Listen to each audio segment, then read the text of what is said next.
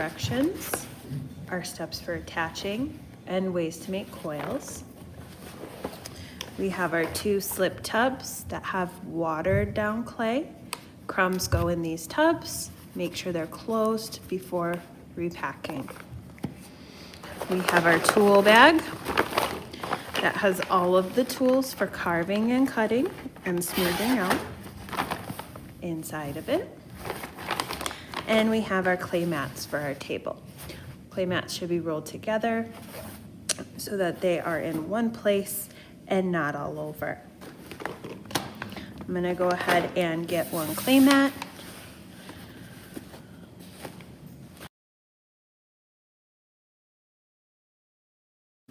Today I'm going to be using the pinch pot method to make a base form to turn into an animal. The only tool I might need is a smoothing tool. This is called a rib. It's used for smoothing out clay. Okay, so I'm gonna go ahead and open my fresh clay tub, grab a piece of clay, close my tub back up.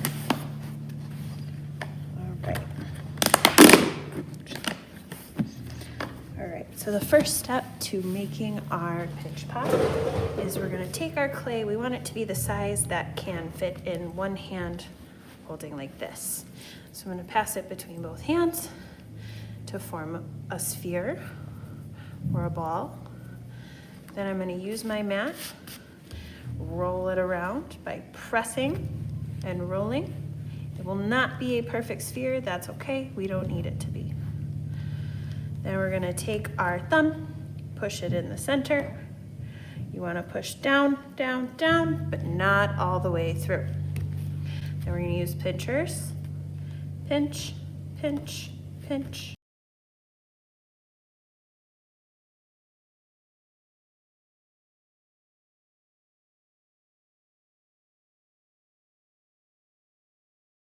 If you see there's cracks forming, you can dip for some slip and rub it around.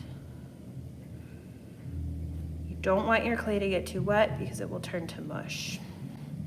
All right, now this is a great time if I want these edges to appear more smooth.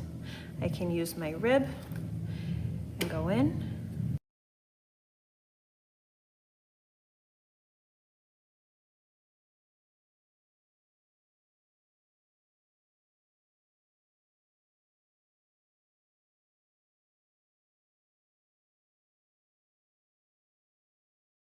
So you want it to be pretty much even. You don't want it to flare out too much. When our pinch pots flare out, they are less strong. So unless we're adding other things to support it, we want it to be pretty much straight up and down on the sides. All right, I'm gonna take that extra clay, put it in my slip tub. Okay. My pinch pot is ready to have pieces attached, but because I'm going to have to make those pieces that I'm attaching, I'm gonna take my pinch pot and put it in a Ziploc bag for now.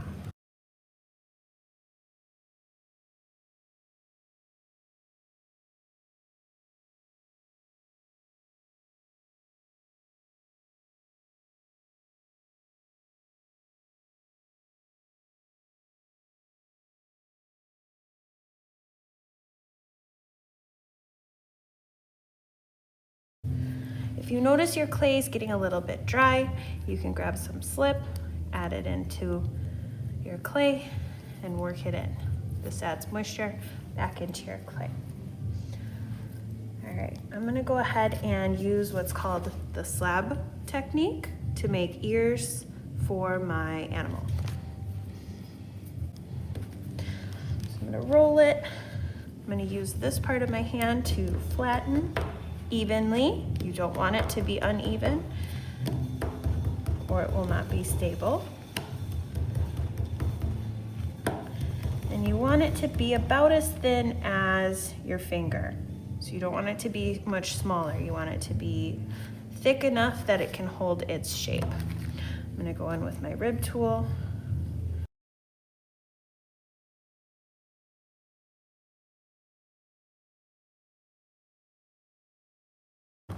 So So I'm gonna try to make this slab into 2 ears. We can always grab more clay, but we don't want it to dry out, so we only get what we need to work with. So I'm gonna cut my pieces in half, and then I'm gonna start to shape them into elephant ears by cutting pieces off.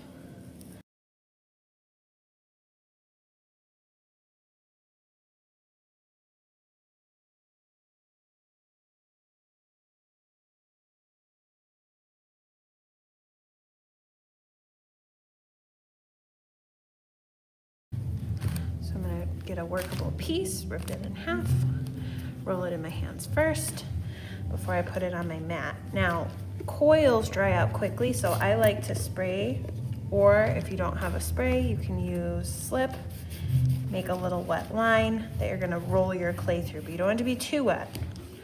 Clay is never supposed to be too wet or it's just gonna turn to mush.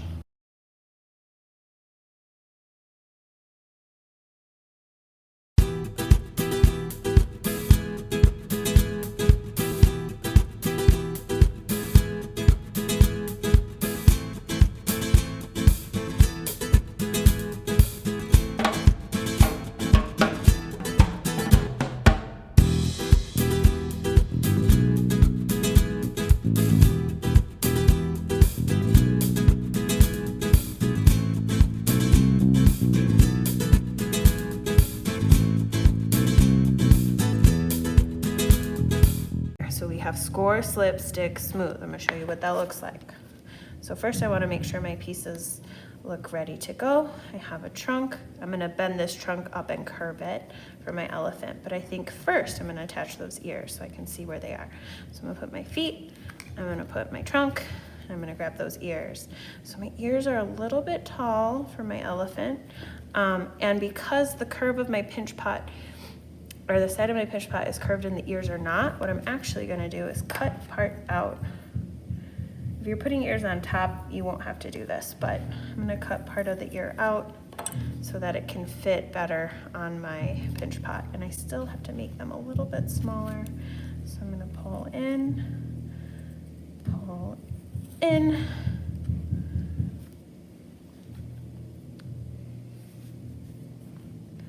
pull in, pull in. Okay.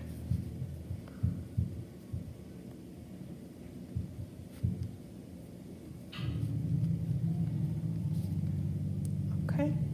So I think my ears are gonna have to curve over the side. That's okay. So first I'm gonna decide where do I want it to go. I'm gonna mark it with one of my tools, and then I have to score both pieces. So I'm gonna hold them side by side so you can see what it looks like. So I'm gonna score here. I'm gonna score here. Okay, so that's step 1, score. Step 2, slip. This is gonna be the glue that holds it together. You can also have your pieces down. I just wanted to show you side by side. I'm gonna stick it on. So press, press, press. And because my ear's going over, I actually have to scratch here too. Anywhere those clay pieces touch. Slip and stick. Okay. Now some artists stop here, but this is not the last step. So the last thing that we're going to do is this smooth right here. So you can either use your finger or you can use a blue blending tool. I like the blue tools, but some pieces are hard to do with a tool, so it's just easier to use your fingers. I'm gonna go in, blend these pieces so they look like they are one. So I wanna get rid of that line where they come together, pushing that clay into that space.